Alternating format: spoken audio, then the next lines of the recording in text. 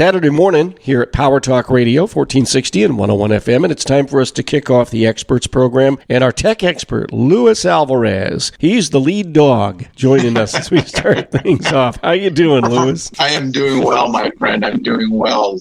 As we enter the last weekend in January, I can't believe we're here already. Mm-hmm. I keep on saying that. Time just seems to fly by as you get older. Hey, a few weeks ago on the program, we talked about security issues with key fobs, and so many modern cars now, instead of having the old traditional key, like what you and I grew up with, these you've got these electronic key fobs, expensive to replace. It's not like going down to Ace Hardware and buying a car key for $2 anymore. These things can be a few $100s in many instances, and they work on radio frequency. And the problem is that they are hackable, and that people can, the bad guys can, basically case a neighborhood or a home, and they can use a device that will triangulate. They have an electronic device of their own. It'll triangulate available signals, and they can use it to open your vehicle or even start your vehicle and drive away in it. And I was looking at the San Jose Mercury News online, and Gary Richards is a columnist who has The Road Show, which deals primarily with driving issues. He got a query from a reader. This reader's wife's Honda Ridgeline truck was recently opened by a burglar while in their driveway. He writes, "We are sure the truck was locked, and it appears that the thief used an electronic device to gain entry. We've been subjects of a key fob relay or repeater attack. So now what they're looking for is they're going to see about finding like a Faraday cage box that they can drop their key fobs into that will allow the key fobs to be undetectable by snoop devices." Where do folks get those, Luis? That sounds like a really good idea. It is, and you can actually find them online. Places like Amazon, Walmart has them. You can just search for key fob box, and they're lined with, very fine mesh metal so that it interferes with the fob signal, and guys can't use those repeaters, which really they can track your fob if they get within like 100 feet of it. So they don't have to be that close. You'd be surprised at how powerful these repeaters are and the signals that they can pick up. We talked about a trip that we took down to Palm Springs where a friend of mine's car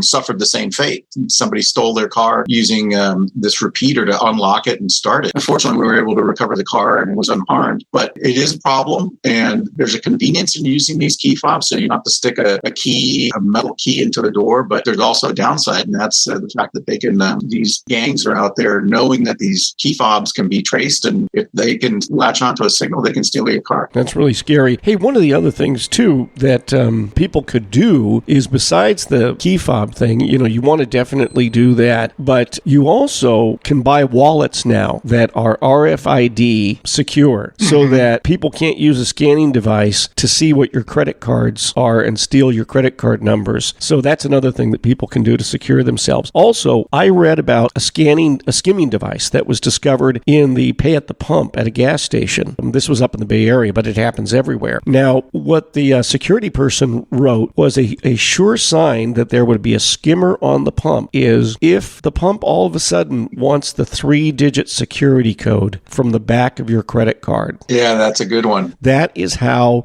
because as I understand it, they need, in a lot of instances, for their system to work, for their hacking to be complete and to steal all of your money, they need that 3-digit security code. So if you go to a pay at the pump or anywhere where you'd pay at point of sale, and all of a sudden it wants that 3-digit security code, back off. That is your clue that, hey, something's wrong here, okay? And so you just want to be aware of that, because that's one of the other telltale signs, giveaways, that there's a skimmer device on the pay at point of sale device. Yeah, they should, the only thing they should ever ask you for is your zip code, and that's it. If you get asked anything else, then shut your car or, turn your car on and go someplace else. Right. And then the other thing, too, is when you're using a debit card at a point of sale, like pay at the pump, don't punch punch your PIN in. You always have the option to bypass the PIN and run the sale as credit. So the other thing is you should never use your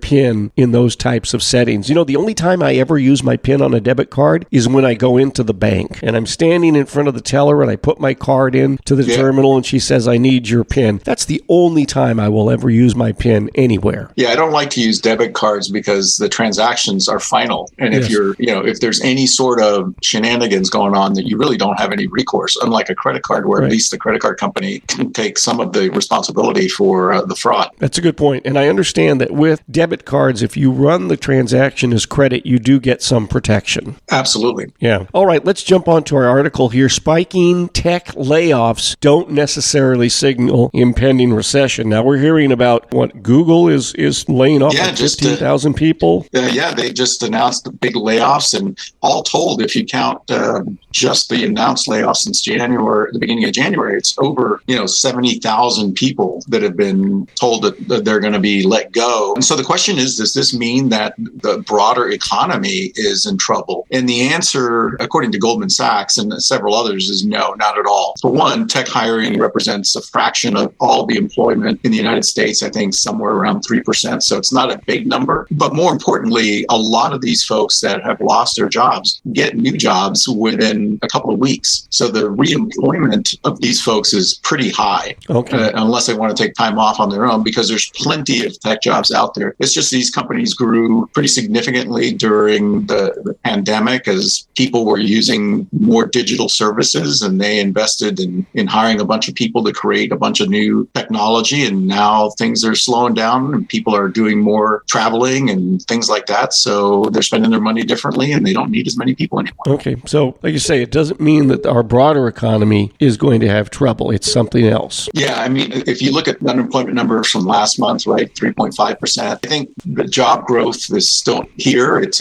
kind of a quirky economy right now, but unemployment is high, and it doesn't, based on anecdotal evidence, I think both of us know a lot of people that are looking for folks to hire. So that's not going to go away anytime soon. And I think this is just tech companies shedding a lot of headcount that they added, thinking things were going to continue to go up. And now things have flatlined a little bit for them. So they're making adjustments. Luis Alvarez, CEO of the Alvarez Technology Group, has been our guest online. It's alvareztg.com. @AlvarezTG is their Twitter handle. And Luis, the toll-free number of the I-Team. Give us a call at 866-78-I-Team. That's 866-784-8326.